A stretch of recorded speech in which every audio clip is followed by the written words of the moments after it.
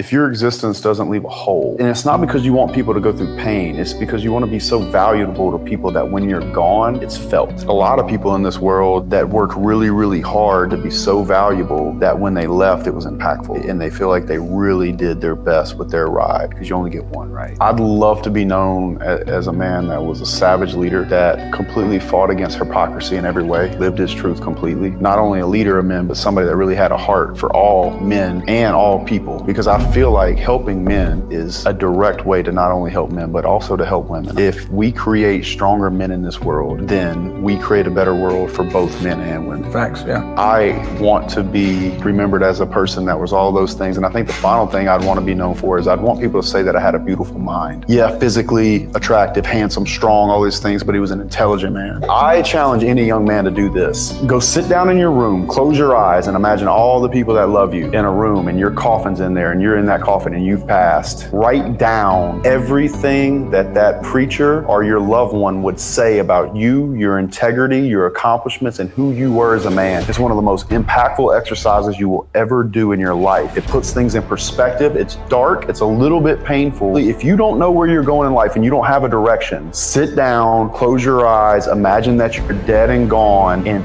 think about the overall story of how they would talk about you at your funeral with your loved ones in the room and you laying there in that casket. It's a very powerful exercise. I advise all young men to do it. It will really help get your perspective of your life, where you're going, what you're currently doing, in line, and kind of put a foot in your ass, because it's a dark thing to do, but I think it's a very healthy thing for any man to do and to revisit. There's one thing that's guaranteed in life, and that's death. And the thing you guys got to understand is that on your tombstone, it's going to have your birthday followed by your death day. And what you're defined by is a dash in between. What did you do during that fucking dash? Right. And I don't think enough guys take that seriously. During that dash, did you create a legacy or did you embarrass the legacy? Did you make the people around you better or did you be a detriment to society? Are people proud to carry your last name? Is your son going to be able to walk into a room and people are going to respect him off of your accomplishments? Or that he's going to be embarrassed, he's going to have to change his last name because of your failures? Right. Is the woman that you had, is she going to be proud and be able to sit there and actually cry real sobs of sorrow? Yeah. Because you passed away, or is she gonna cry tears of joy because you're a fucking loser and she's gonna get a better guy? And this is also not an excuse for a young man to put it off until his 30s. That's true. Because your hard work and your dedication and your grit and all that shit, that is not a guaranteed path to success. Many, many people have given their heart to their business and failed, flat out fucking failed. They did everything right. They went to bed, they didn't party, they studied, they did everything, and they still fucking lost. So if you're young, you might need to do that enough times. And in fact, in a lot of ways, I feel like I experienced this. Yeah. I banged my head against this fucking business again and again and again and again and again and again and never got what I was really looking for. Like I had goals for 30 that I did not hit because I was not qualified to make them at 24. 24 that I was not qualified to make at that time for 30. And so when I got to 30, in a lot of ways, I felt like I failed, but I kept pushing against that thing and I finally hit that motherfucker and it cracked open. And for that reason, what if I would have started at 31? You know what I'm saying? I wouldn't be sitting here at 36 at where I'm at. So it's not an excuse to put it off for the young guys, but if you are in your 30s and you haven't started yet, dude, your clock is gonna run. Dude, you could be a big G at 50, 55. You have plenty of runway. Get started at any time, because it's never not a good time to start. If you're trying to be comfortable, you're not gonna put yourself through the pain of studying and understanding and the pain of doing, so you don't become competent. If you don't become competent, then you have to face fear in a different way. Yeah. Like let's say I needed to estimate a metal building project and the building was 100,000 square feet. If I had not gone through the pain of doing 5,000 square foot, 10,000, bam, bam, bam. Now I can just take a phone call and be like, okay, what's the size of the building? Take me through the spreadsheet. I can see that spreadsheet in my mind. I built it. Yeah. And so like I can see every row and they're telling me like the different attributes, this kind of panel, this kind of walls, got a weld over here, this kind of roof, boom, boom, boom, boom. And I'm like, how much? And did you put this in there? Did you account this? Okay, cool, send out the bid. That bid might be 700, 800 grand. Just one project, boom.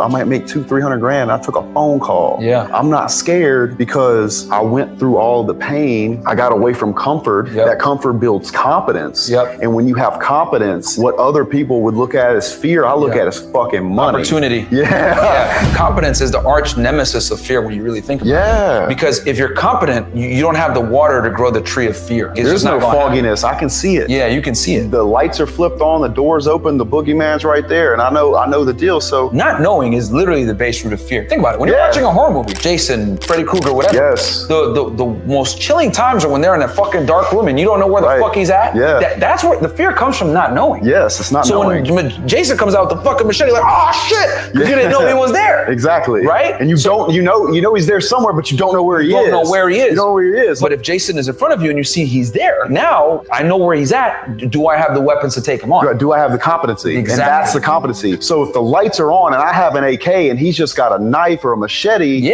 the risk is still there, but I'm competent enough to shoot straight. And I think that's what stops people from stepping into that room and stepping into that arena and taking action in their life. It's that cycle of those two things. And it really does come down to a lack of fucking competence. Right. And how the inaction ends up snowballing into fear and then inaction again. And that's the equation of failure, my friends. Is lack of competency inevitably creates fear. Right. Understand that once you achieve a certain level of competency, you'll no longer look to your father to need it because you'll find it within yourself. You'll be able to start to guide yourself once you get to a certain level. And so that is your job and only your job to do. And please don't ever make the mistake of thinking your father owes you something. You yourself have everything you ever need to be your own father if you go take it and really take responsibility over where you land in your life. In no way, shape, or form do I look at my father and think that he is going to be any reason why I succeed or fail in life. Once you get to a certain place inside of yourself, that you'll find that you are all that you're actually going to need, and you'll be the only guiding factor that is going to be necessary for you to do what you set out to do. And getting a mentor is really important too, and you got to understand sometimes you might outgrow your mentor, and there's nothing wrong with that. So your dad might be your first mentor, you outgrow that, now it's time to upgrade and get a more advanced mentor, and there's nothing wrong with that. Every father that really loves his son, his goal is for his son to be better than him. Absolutely. It's the only man you want to be better than you in a lot of ways. Your job as a son is to surpass your father, and if you don't, quite frankly, you're a fucking failure. So there's nothing wrong with getting a mentor and outgrowing a mentor. That's a sign that you've grown, and you might have to go ahead and scale up and get a better mentor. I think it can turn in time. I think we're filling a gap of either fathers or big brothers that loved guys enough to actually hit them upside the fucking head. As science and like the internet and the whole thing is coming around, I think we're in a very interesting time in history. I think that's really, really important for the progress, is that we as men are the problem until we become strong enough as a unit to lead correctly. It's the feminization of men that I really worry about. And I believe that if we can help make just a few more guys stronger via tough love, the truth, encouragement, and education, then we can help men be better as a whole. And for that reason, not only men will be happier, but women will be happier as well. For sure. It is men's fault. And so if we have to jump on a couple of swords in order to toughen up some guys, and that's another thing too, I don't even blame the men, really, until you have consciousness on a subject and choose not to do anything about it. You're not a pussy, bro. Wait, I can take charge of this. I can speak with conviction. I can be a hero to my wife and my children and like really turn up and really know what it is to be a man. Until you understand what that means, I don't think you're a pussy. I think you have lack of information. Now, once I fucking tell you, you are now a coward. But until then, a lot of these guys, they grew up with a single mom, man. She was doing her best. She loved him. Maybe she over loved him, or maybe she didn't put him in tough enough situations. Now he's like put out into the world as being a man and he's acting feminine. So maybe he finds us, maybe he turns it around. If we could do that for enough guys, then they can become leaders. We can start making men hard again, because I think that's very, very important. I'll tell you another thing too. I truly believe in value exchange. And I think that if you're honest and upfront about it, there's not an issue with it. I expect some of you guys to win so big that you send me a message one day and say, hey, Justin, I want to invest in your property. You know what I'm saying? Or I want to do this, or I know this guy that can get you this metal building contract somewhere in Virginia or something like that. Exchange of value is real. And that's profit is not a bad word. Making money together is not a bad word. So like, I think most people are close enough to get their fitness right somewhere between 6 months and 18 months, depending how far off you are. If you were to really, really get after it and really dedicate yourself to it. And I think in a lot of ways, you can make some huge strides in business in the same amount of time and make some money. It's not too late. There's never a reason to quit fighting, and there's never a reason to accept mediocrity just because you feel like you're getting a late start. I love doing this because it's like we have the expectation of you that you're gonna go win. I'm not talking just to talk. Some of you guys are gonna be real fucking winners, and a lot of you guys listening, I honestly think, especially like if you're a younger guy, you educating yourself on just red pilling yourself from what the world says on all categories, you have a better chance than 99.9% of people, because you're not gonna be living in the false reality that it's just gonna be all sunshine and rainbows. And I hope